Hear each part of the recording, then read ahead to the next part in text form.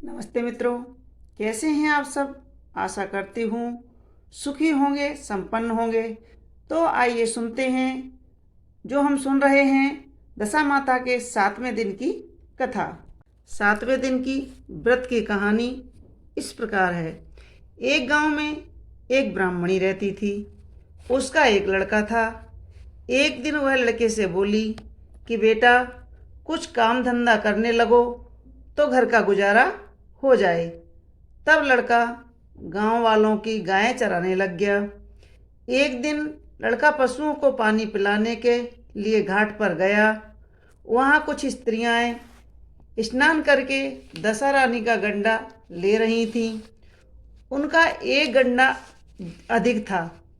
उनमें से एक बोली कि लड़का किसी उच्च वर्ग का लगता है तो इसी को गंडा दे दे। फिर एक स्त्री ने पूछा कि तुम कौन से वर्ण के हो। वह बोला, मैं ब्राह्मण वर्ण का हूँ, पर कोई काम न मिलने की वजह से मैं गाय चराने जाता हूँ। स्त्रियों ने लड़के को गंडा देकर कहा कि तुम इसे घर ले जाकर अपनी माता को दे देना और कहना कि पूजन और व्रत करें। हम लोग तुमको सीधा पूजा का सामान भी दे देते हैं, सो भी ले जाकर अपनी माता को दे देना। लड़के ने गंडा ले लिया। सब स्त्रियों ने उसे सीधा दे दिया। लड़का उस सामान की गठरी बांध कर घर आया।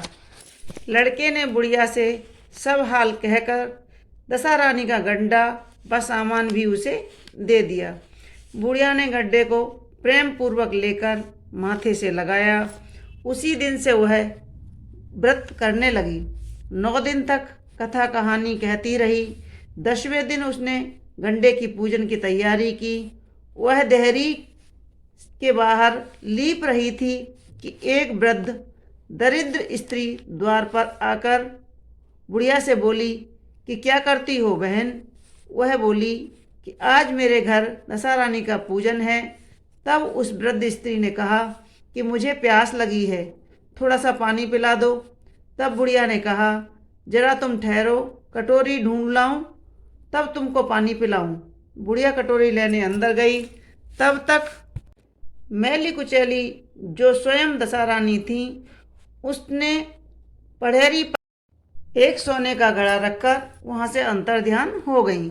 बुढ़िया कटोरी लेकर ज्यों ही पढ़ेरी के पास गई, वहाँ सोने का घड़ा देखकर घबरा गई और वह सोचने लगी कि यह घड़ा कहाँ की बला आ गई है मुझ पर, मुझे चोरी लगाएगी क्या, बुढ़ापे में इज्जत जाएगी।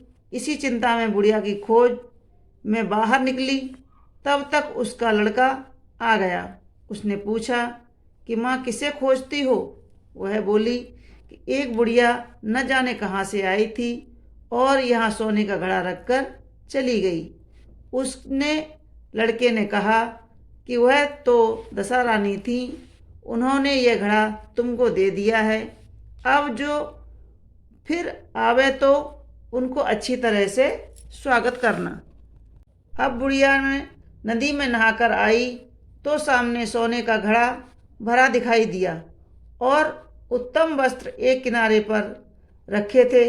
बुढ़िया ने किसी से पूछताछ किए बिना ही उन वस्त्रों को पहन लिया और घड़ा हाथ में लेकर वह ज्यों ही घर के चलने की तैयारी की कि 4 कहार डोली लिए आ पहुँचे और बुढ़िया से बोले कि तुम्हारे लिए आए हैं, इसी में बैठकर घर चलो।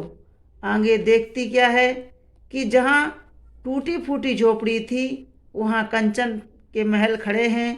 बुढ़िया ने महल के भीतर श्रद्धापूर्वक और भक्तिपूर्वक दशा रानी के गंडे का पूजन किया और अंत में हाथ जोड़ करके यह वरदान मांगा कि हे दशा रानी, जैसी तुमने मुझको यह संपत्ति दी वैसे ही मेरे लड़के का विवाह हो जाए, तब यह सब शोभा देगी।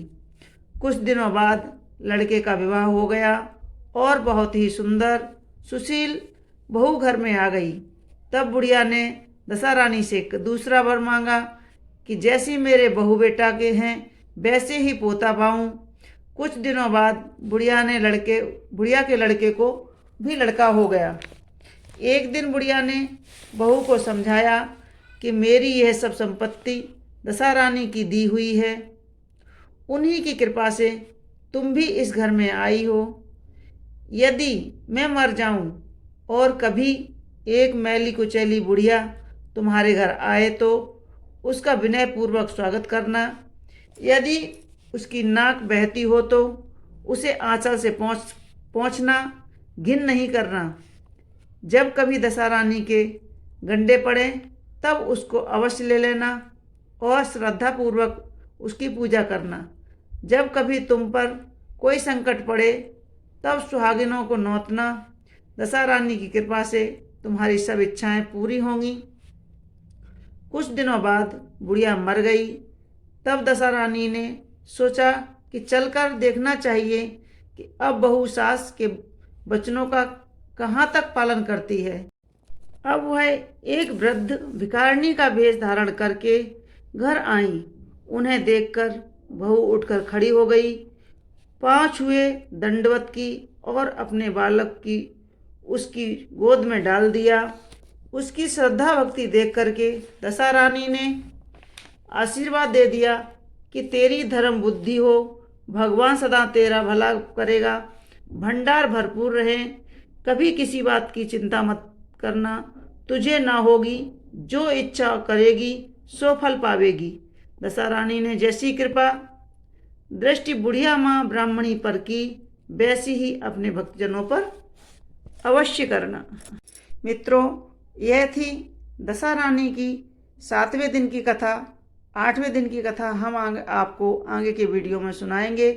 तो आपको हमारी कथाएं कैसी लगती हैं हमें कमेंट्स बॉक्स में ज़रूर लिखें और हमारे वीडियो को लाइक करें, शेयर करें और चैनल को सब्सक्राइब अवश्य कर लें। धन्यवाद।